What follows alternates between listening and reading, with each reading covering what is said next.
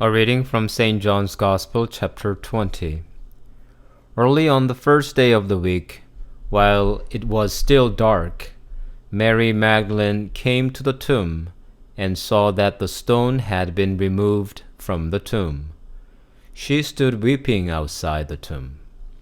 As she wept, she bent over to look into the tomb, and she saw two angels in white sitting where the body of Jesus had been lying, one at the head and the other at the feet.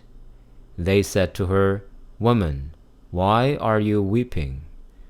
She said to them, "They have taken away my Lord, and I do not know where they have laid him." When she had said this, she turned around and saw Jesus standing there, but she did not know that it was Jesus. Jesus said to her, "Woman, why are you weeping? Whom are you looking for?"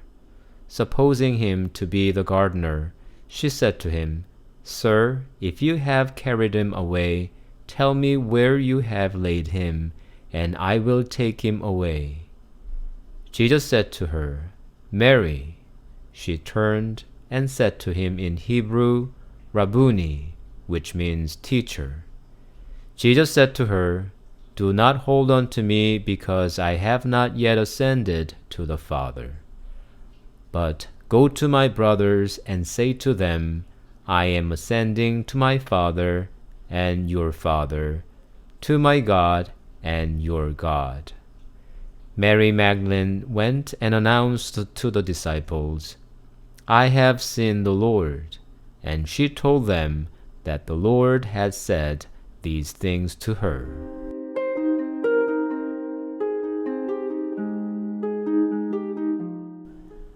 Today's Gospel passage from St. John is filled with symbolic devices. The episode begins when it is still dark, representing the sorrow, confusion, and frustration lying in Mary Magdalene's heart.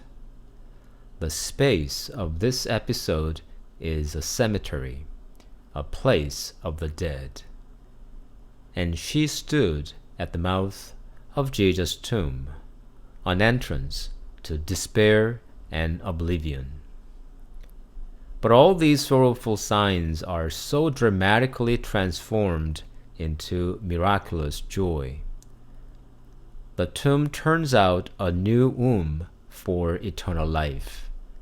The place of the dead is rejuvenated into a new garden of Eden. This new garden of life is no longer guarded by the cherubim.